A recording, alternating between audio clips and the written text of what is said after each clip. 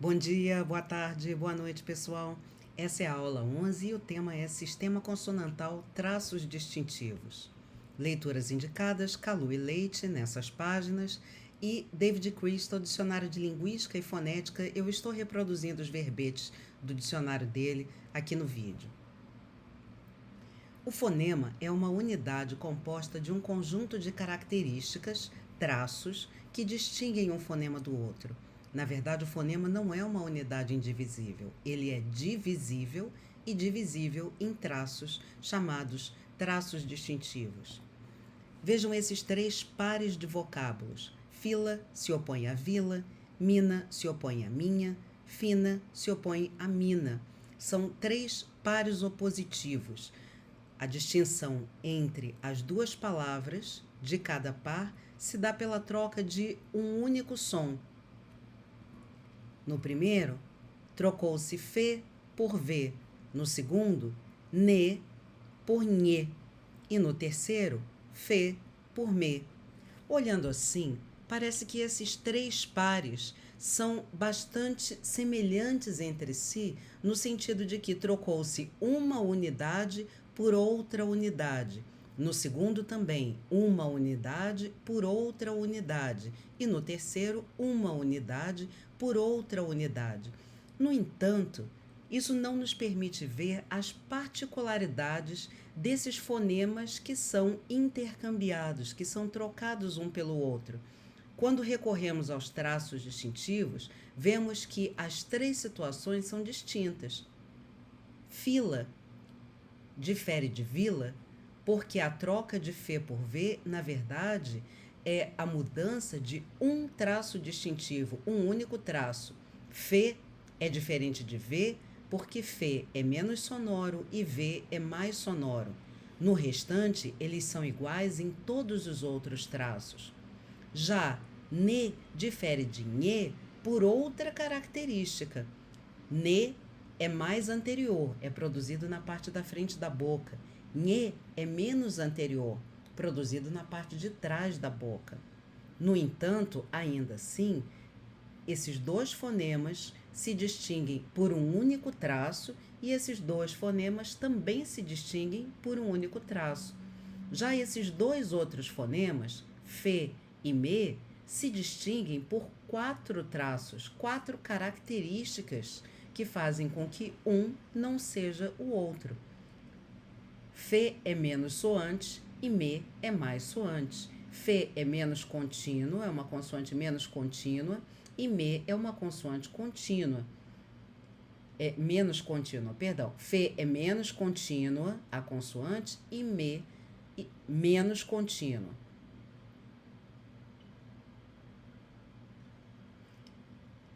Fê menos sonoro e mê mais sonoro. Fê é menos nasal e mê é mais nasal.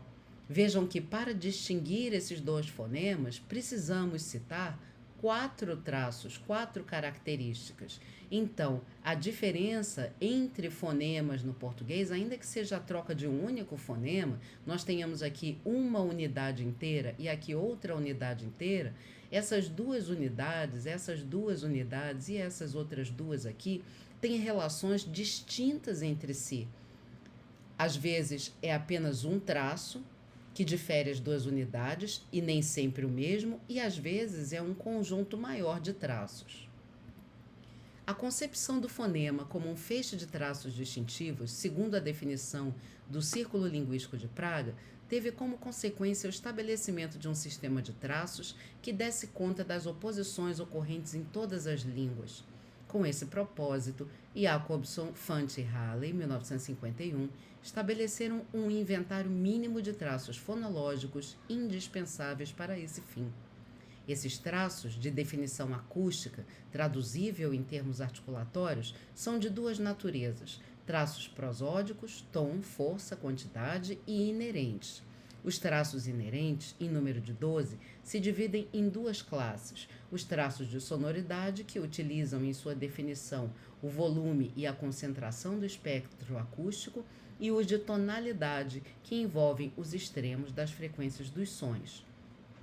Dois traços inerentes de sonoridade, vocálico, não vocálico, consonantal e não consonantal, caracterizam quatro grandes classes de sons: as consoantes, as vogais, as líquidas e os glides. Eu achei interessante trazer para cá esse quadro de Jacobson, Fanti e Halley para vocês verem como com unicamente dois traços eles distinguem as quatro classes de som. Vogal é um som que não é consoante, não tem o traço consonantal, mas tem o traço vocálico. Consoante, ao contrário, tem o traço consonantal, mas não tem o traço vocálico. Líquidas têm tanto o traço consonantal quanto o traço vocálico. E glides não tem nem o traço consonantal, nem o traço vocálico. É uma proposta dos autores. Outro sistema de traços bastante difundido é o de Chomsky e Halley, apresentado em The Sound Pattern of English. Sua finalidade é diferente da do sistema de Jacobson, Fanti e Halley. Não visa a estabelecer um inventário que dê conta dos contrastes das línguas conhecidas, e sim procura caracterizar as classes de sons naturais, isto é, aqueles sons que funcionam conjuntamente com as regras fonológicas, e propiciar a formalização mais econômica dos processos naturais, de modo a se poderem avaliar metricamente soluções e gramáticas de línguas naturais. Um exemplo disso, que Kalu e Leite citam, é o fato de ser comum as consoantes nasais funcionarem como as líquidas, os glides e as vogais, tanto na entrada de regras como no contexto em que se dá um processo. É assim necessário um traço que permita juntar as consoantes nasais, líquidas, glides e vogais, separando-as das verdadeiras consoantes, que são as oclusivas, as fricativas e africadas. E esse traço proposto é o traço mais soante. Já tínhamos falado dele lá na parte de fonética acústica, né? A melodia que nasais, glides, vogais, nasais, líquidas, glides e vogais têm por conta da sua sonoridade espontânea. Então, há um traço distintivo, o traço mais soante, que dá conta dessa ressonância espontânea que essas quatro categorias de som têm. O sistema de traços, em suma, tem caráter binário, no qual sinais positivos e negativos mostram se um atributo está presente ou não, e prezam pela economia descritiva, de modo a, com um número mínimo de elementos, alcançar o máximo de comparabilidade entre os sons. Tomando por base os traços de Chomsky e Halley, podemos chegar a um conjunto de 7 traços necessários e suficientes para opor os fonemas consonantais da nossa língua. São eles: anterior e coronal, traços relacionados com ponto de articulação; contínuo, um traço relacionado com o modo de articulação; sonoro, um traço relacionado com o modo de emissão; e nasal, lateral e soante, que são traços de classe, que identificam uma classe de som.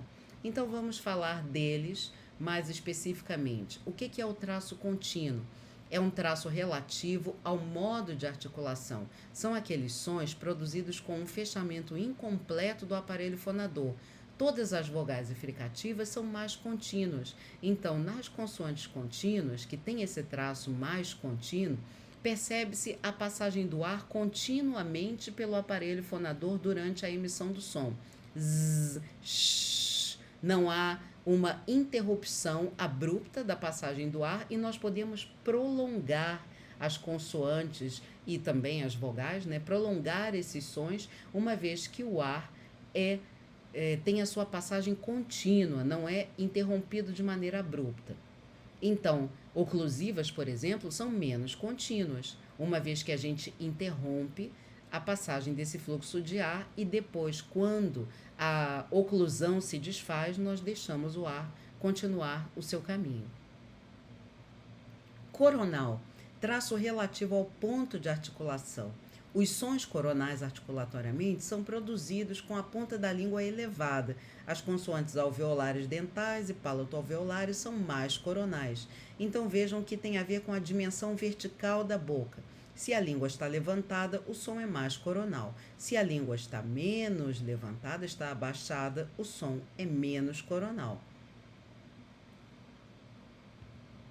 Anterior, traço relativo ao ponto de articulação. Sons anteriores são definidos articulatoriamente como aqueles produzidos com um obstáculo na parte da frente da área palato-alveolar. As consoantes labiais e dentais são mais anteriores. Uma forma de a gente definir quais são os sons anteriores é pensar aqui na cavidade orofaringe em termos verticais, né? Pense que o que está para frente da área pós-alveolar é mais anterior. O que está para trás da área pós-alveolar, incluindo a área pós-alveolar, é menos anterior. Então, todas as consoantes produzidas na parte da frente da boca são mais anteriores e todas na parte de trás, a partir de X e G, que são pós-alveolares, são menos anteriores. Sonante ou soante, é comum ver os dois termos. Traço relativo ao modo de articulação. Os sons sonantes, articulatoriamente, são aqueles produzidos por um fluxo de ar relativamente livre e as cordas vocais em tal posição que torne possível uma sonoridade espontânea, como nas vogais líquidas, nasais e laterais. Lembram de melodia espontânea, né? A ressonância muito grande nessas categorias de som faz com que elas tenham uma melodia espontânea. Seu oposto é não sonante ou obstruinte, que se refere a sons com um obstáculo que impede o fluxo do ar, como nas oclusivas, fricativas e africadas. Um termo análogo é ressonante. Sonoro. Articulatoriamente, os sons sonoros são produzidos quando as cordas vocais estão em uma tal posição que vibrarão à passagem do ar. Seu oposto, o som surdo, é produzido quando há uma grande distância entre as cordas vocais, impedindo-as de vibrar. Atento mais uma vez para o fato de que sonoro e soante são termos que levam a definições distintas, não são sinônimos entre si. Cavidades secundárias, um dos tipos de traços, eu repeti aqui, de sons estabelecidos por Chomsky e Halley em sua teoria fonológica de traços distintivos relativos às variações no ponto de articulação, traços de cavidade, engloba os traços nasal e lateral, definidos ambos como oposições. Então vejam, a classe de sons nasais é uma classe que tem uma característica própria que nenhuma outra classe de som tem. A ressonância nasal lida com uma cavidade secundária para a ressonância. Então, é um traço específico, nasal. Outro traço específico é lateral, que também lida com uma cavidade secundária. O ar passa, é claro que dentro da cavidade orofaringe ainda, mas o ar passa pelos lados da cavidade orofaringe. E isso é exclusivo das consoantes laterais. Então, o traço nasal é exclusivo das nasais e o traço lateral é exclusivo das laterais. E os dois se devem às cavidades secundárias por onde o ar escoa na sua produção. Vejam, então, a matriz fonológica das consoantes do português, que lança mão de 7 traços para que a gente possa fazer a distinção entre as 19 consoantes do português. Soante, contínuo, anterior, coronal, sonoro, nasal e lateral. Sons soantes, que têm sonoridade espontânea. Oclusivas não são soantes. Fricativas não são soantes. Nasais, laterais e vibrantes são mais soantes. O traço contínuo. Oclusivas não são contínuas. O ar não passa de forma contínua pelo aparelho fonador. Fricativas, todas elas são mais contínuas. As nasais também não são contínuas. A gente tem na boca uma interrupção da passagem do ar, embora o ar passe continuamente pela cavidade nasal, mas na cavidade oral o ar é interrompido e depois ele pode seguir o seu fluxo. Laterais têm o ar passando continuamente pela cavidade orofaríngea, vibrantes também. Anterior, PB, T e D são oclusivas produzidas na parte anterior da cavidade orofaríngea. Q e G são produzidas na parte posterior, são menos anteriores. FV, C, Z, também são consoantes produzidas na parte anterior da cavidade orofaríngea, em oposição a x e g, que são produzidas na região pós-alveolar. Me e ne são anteriores. Nhe é posterior. Le é anterior. Lhe, a palatal, é posterior. Re, o tepe, é anterior. E a vibrante múltipla, aqui representada no quadro proposto por Kalu e Leite, está como menos anterior. Acredito que o que elas estejam representando como fonema seja re. Por isso eu coloquei aqui, embora não seja esse o símbolo usado no livro. No livro das autoras, nós temos uma adaptação, né? O mesmo símbolo para as duas vibrantes, com um tracinho aqui em cima da segunda vibrante. E por essa descrição, não pode ser o re considerado como fonema, já que ele não é anterior, né? Aqui está como menos anterior. Então, isso exclui re. Acredito que seja re, porque também não é uma fricativa. Se é soante, não pode ser uma fricativa. Tem que estar aqui na categoria das vibrantes, tá? Por isso, eu optei por adaptar aqui o quadro e colocar re como representante do fonema, que é o que eu estou interpretando desse quadro aqui de Kalu e Leite, tá? Coronal, ponta da língua levantada ou não. P e B menos coronais, T e D mais coronais. Q, G, F e V, ponta da língua baixada, menos coronal. C, Z, X e G, ponta da língua levantada, mais coronal. Me, ponta da língua baixada, menos coronal. Ne, Nhe, ambos mais coronais. Embora em Nhe a gente não tenha a ponta da língua exatamente levantada, tem uma parte do corpo da língua que está levantada e ele está interpretado aqui no português como mais coronal. Le e Lhe, ambos mais coronais. Re, o tepe, mais coronal, e a vibrante múltipla Re, menos coronal. Sonoro. Papel das cordas vocais, vibram ou não vibram?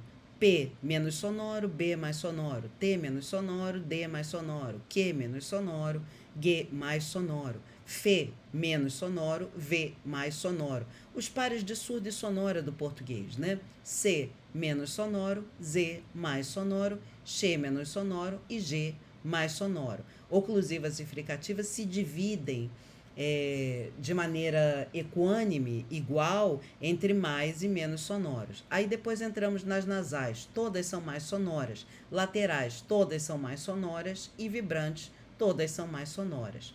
Nasal, todas as consoantes são menos nasal, excetuando as nasais. Me, ne, nhe. Lateral, todas as consoantes são menos lateral, excetuando as laterais. Le e lhe. Esses dois traços são necessários para individualizar as nasais e as laterais de todas as outras consoantes do português.